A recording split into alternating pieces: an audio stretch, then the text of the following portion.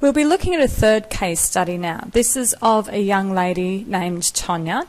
Her core skills are even lower than John. So the purpose of this is to show you the characteristics of somebody that, you know, we're moving beyond English as a second language, who probably John would have quite functional core skills in his native tongue.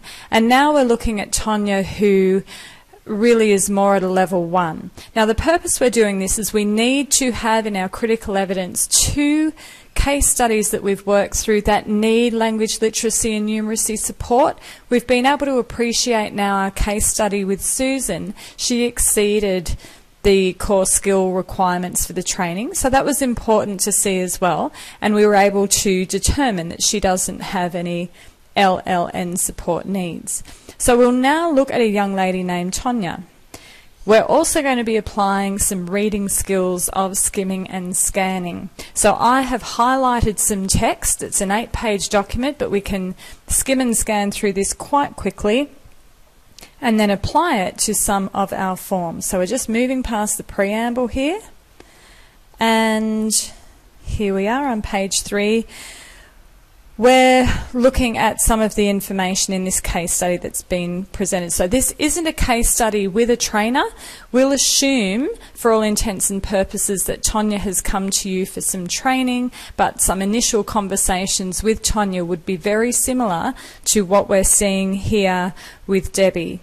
Okay, so Debbie is the LLN specialist that you would have referred Tonya to. So over here on the right hand side, Tonya's oral communication indicators are at an ASCF level 3. So that's quite good, and it's actually quite common. The listening to spoken words and understanding spoken words and being able to speak back tends to be a little stronger than reading and writing skills. So look, you'll see skimming down, there's a whole heap of highlighted levels.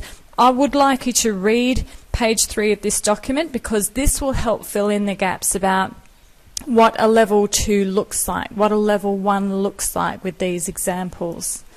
As we move down, you'll see how a table functions, how efficiently it's brought into a small area all of that text that we highlighted. So the bottom line, in her pre-training and pre-training assessment, Tonya had these different indicators for all of her core skills. So we see her learning, her reading, writing, oral communication, and don't forget there's 3 indicators for numeracy.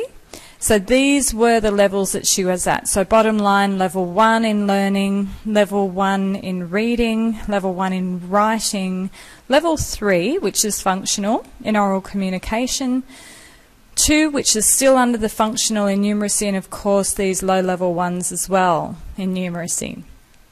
So what you can do with this information now is apply a spiky profile for Tonya for our Certificate 4 in Training and Assessment course. So we're going to take the one that we used with Susan, just open up the new one that I have there for you, and now manually plot out 1 for learning, 1 for reading, 1 for writing, 3 for oral communication, and look, probably let's round it off. We would just have to round this off to say a 1 for numeracy.